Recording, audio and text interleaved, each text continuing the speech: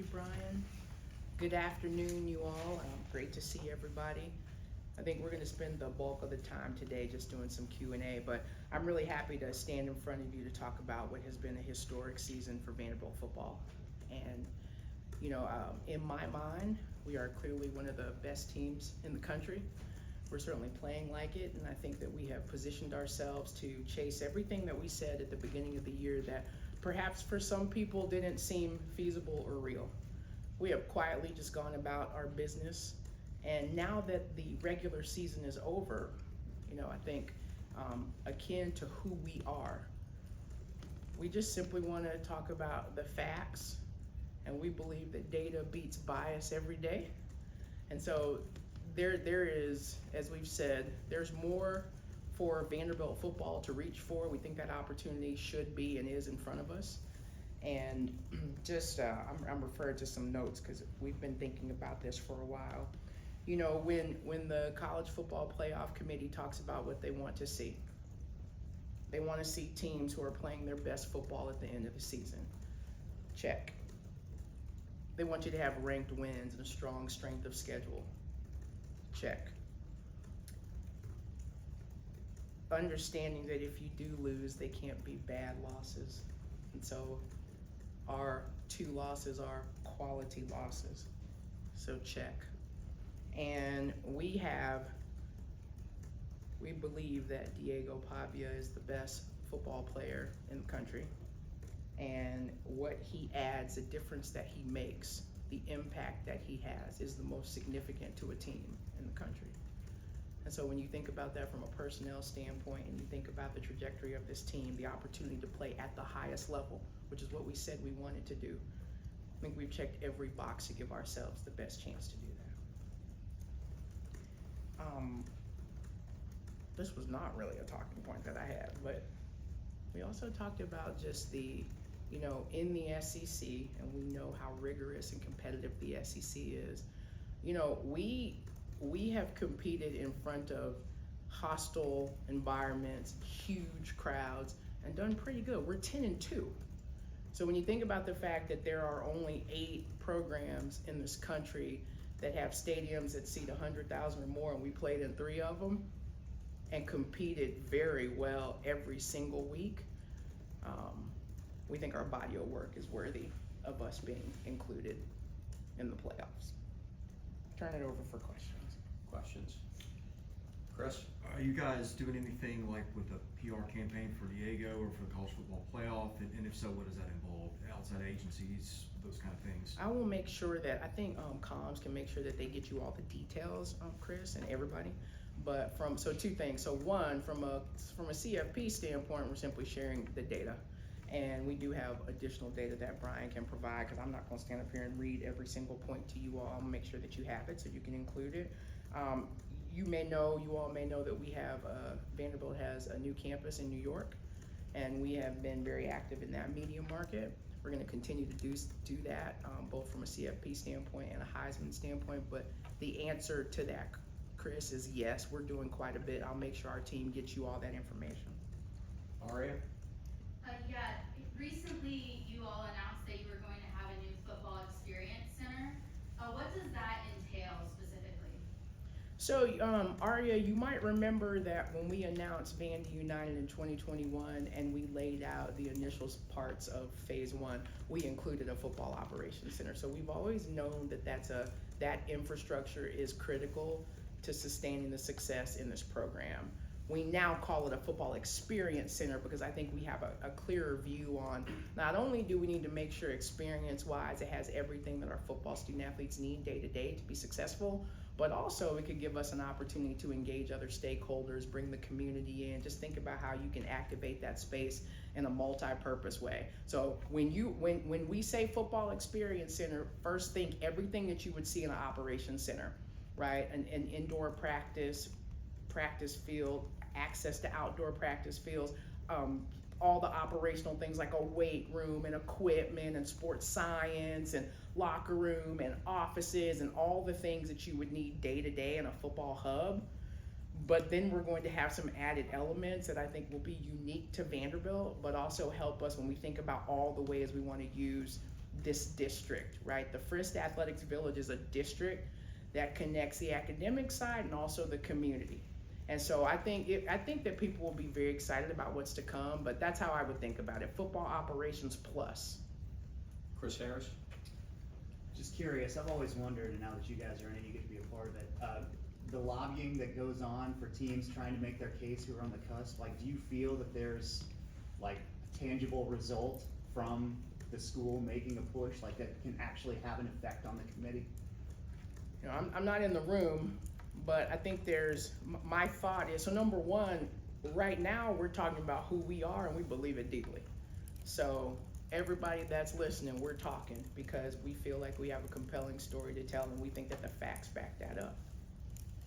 Two, I would say you've got metrics, of course, and there's always a flaw in metrics or in systems when you just look at something that's being spit out, right, that is computed. That's certainly one thing, but there's also a reason why there's a committee, because there's subjectivity and there's additional context to provide, and what you can see with your eyes may not be as easily ascertained in what you might see in a ranking. So we think it's important to speak to both of those things. But you know, if your question is, do we think that it's going to work? I'll tell you that we're one of the best teams in the country and we should be playing in it, and that's a fact. So. And then as a follow-up, so we know what time the rankings come out tomorrow night. Like, do you guys get any heads up before everyone in the country sees it on TV, or how does that work? Well, if I did get a heads up, I wouldn't tell you, Chris. Well, you don't have to tell me No, specifically. come on now. No, we all find out at the same time. I think, but I do want to kind of come back to your question of, so I think that what we've been trying to do is we've been trying to put together a body of work that's worthy of these conversations, and we've done that. But so many times you hear coaches say, like, control what you can control. Let the field, let everything that happens on the field speak for itself. Well, we have done that. We are 10-2. Now, there's some bias that we have felt like we've had to overcome. So if you think about the fact that, you know, Diego Pavia gets another year of eligibility, and when you look at our roster from the very beginning of this year with the experience that's represented there, right? The experience, the veteran experience on the roster and all of the pieces that were around him. And preseason wise, people had no expectations clearly based on the rankings of what that group could do. At that time though, preseason, that's just about what you think of a brand or what you assume. There's no body of work to back that up. That's just people's opinions. So rather than complain about that, we said, let's put together a body of work that challenges that opinion. And we did. And so we've had to overcome, you know, sort of behind the 8 ball anyway at the start. So week in and week out, we've had to overcome that. We don't think we should have to overcome it anymore because now there is data that beats opinions. And it always should. Teresa? Candice, is there a little bit of a worry or concern that the SEC, you know, that there's this thought that there's this many SEC teams, we can't allow any more in? You know, I know Greg Sankey's been kind of lobbying already for the last month that yes, 6 teams, you know, could easily be considered for this field. That conference maybe part of the backlash, if you know, as you're trying to fight against that with the data. I understand the question, Teresa, and I think you're describing what some people perceive as like SEC fatigue. The fact of the matter is that we're the best conference in the country, and it shouldn't matter how many teams are coming from that conference if you're trying to put the best field forward. So the question that has to be answered is who has put themselves in position to compete for a national championship? Of course, we deeply believe in the competitiveness of the SEC, but the numbers actually bear it out. So the SEC fatigue that you're referencing, that's just another word for bias, or that's just another synonym for bias. We think data should beat bias every day. Chris Lee? Sorry, I did your job. I'm not supposed to call. You are. I'm sorry. Chris. You've had a lot of success. You've had more students at games. You've had more excitement around the program than you've had probably ever. How has that changed just the atmosphere, the narrative, the feeling around athletics on campus? I think it's clear that we're rewriting the narrative. That process has been ongoing. it has been our vision to be able to take the academic distinction that Vanderbilt stands for and couple that with championship caliber athletics and create something special for the community. We have said that as a vision. Now I think you can point to it as an actual data point. And so this season feels like proof of concept on that. I want the athletics department and our athletics experience that we're providing to be something special for all students at Vanderbilt. It feels like you can say that now, right? It feels like an integral part of what we're doing day in and day out on campus. And so when people want to talk about the return on investment, I think there are so many indicators from this year that show that it is worth it. So I think, yes, Chris, we've seen the change locally, but we've actually felt it even far beyond that. So now everywhere you go, you know, people know what that V is. They're not confusing it for Virginia, you know, or Valpo or whatever V school they know. They know it's Vanderbilt. And I think there is a halo effect because you're seeing that athletic success transcend the football program, and across our portfolio we're experiencing a lot of firsts, and that's worth recognizing. Chris Harris and Teresa. All right, so over the last 24 hours or so, we've seen a lot of SEC teams now with new coaches, and we've seen a lot of numbers and salaries and all of that, and you guys just re-signed your guy too. So I'm curious, in your conversations with Clark, like when it came down to, all right, the brass tacks and here are the numbers, here's what we want to do, what was the most important thing from his aspect that he wanted when you hashed out that deal? The great news is that the most important thing to Clark was the most important thing to me and to us, and that was putting this football program in position to sustain success. So in order to do that, I appreciate that everybody is looking at this year and perhaps looking at it in isolation. I think that's just it's an incomplete picture, because I think you have to look at the steps that we've taken over the past 5 years to grow the program to get to this point. And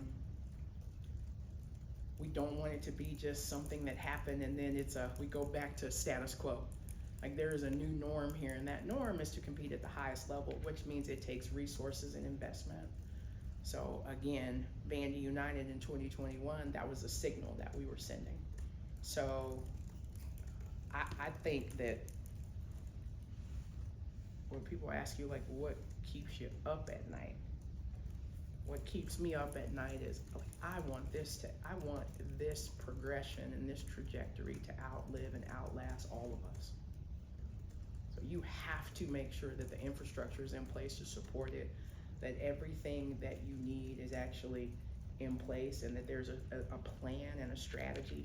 That was important to Clark. That was important to me.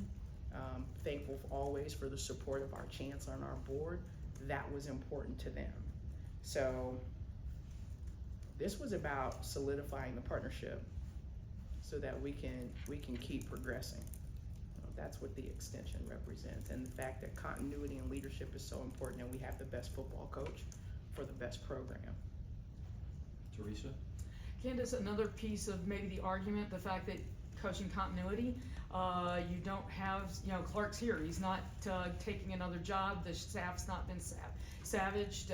How much does that help you? And then a partial follow-up, as an AD, the calendar itself with portal, NIL, signing day, is that something that at the AD level needs to be maybe rejiggered a little bit to make it easier to focus on the best time of the year?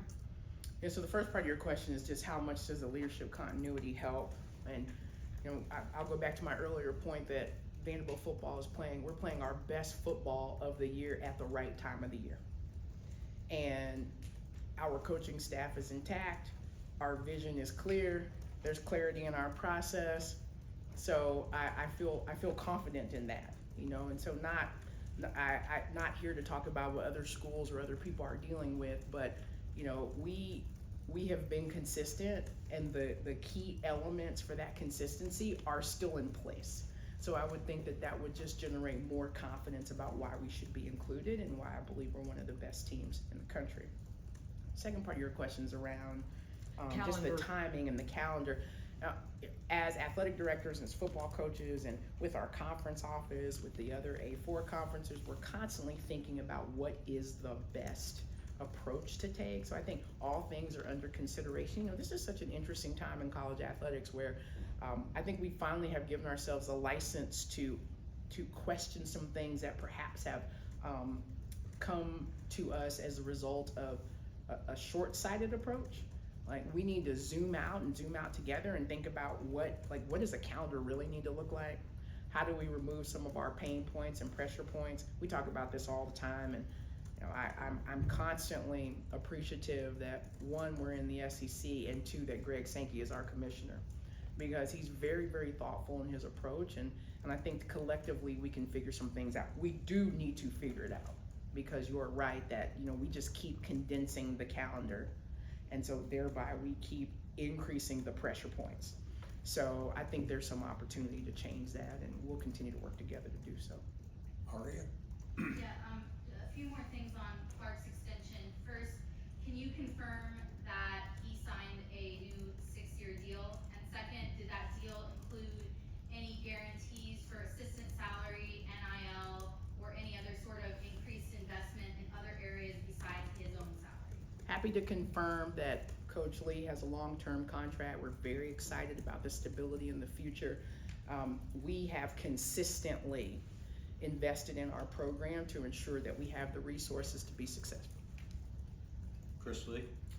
Facilities, do you have any timelines on groundbreaking for different things and completion goals? What I can tell you is that we're being very aggressive within our internal processes. So we announced 2 Fridays ago, was it, Brian? Or shared in a communication to the community 2 Fridays ago that we were continuing the push with Vandy United, and that was going to include the Football Experience Center, which wasn't really new news because we had already announced football operations as being a part.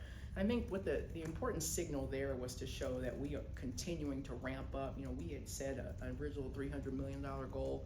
We've surpassed that. We're not going to shrink the vision. We're going to keep marching towards everything that we need to do to touch our entire portfolio, and football operations / experience center is a big part of that. First thing you have to do is work on design.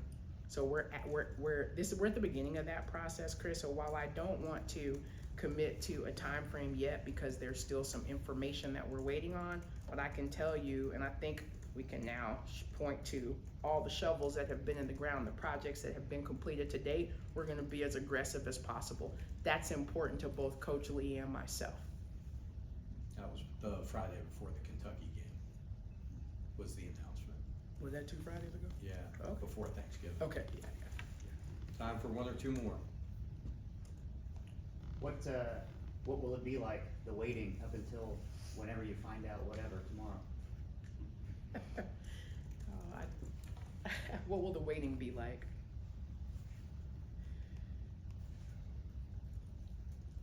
All I can tell you is that we're excited to be not just in the conversation, we want to drive the conversation. So I don't know that there'll be much sitting around. You know, as we've been since the beginning of the season, we're going to be aggressive about chasing what we think is rightfully ours. And in the meantime, I'm thrilled with the progress that we've made, and even more thrilled that we've put a foundation in place to be successful for the future. And just so much credit to everybody. You know, I said on coming off the field, that was you, Chris, coming off the field, and I'm like sort of breathing hard because I was hollering and screaming, and we were all so excited. And I'm trying to put some words together, and I don't know if they made sense, but I remember saying something to the effect that we were rewriting the narrative, and that the past would suggest that we didn't have that right. I think we have proven that we do. And so if you want to be stuck in the past, shame on you, because you'll miss what this is. And that would be disrespectful to our student athletes and to our staff and to our administration and to everybody in Commodore Nation who's been waiting on this moment, who believed before anybody else believed. When we had vision that was beyond our resources. So now you want proof of concept? Proof of concept is here. And now it's about making sure that we can build on this. Everybody in this building has been working towards that. So they deserve credit where credit is due.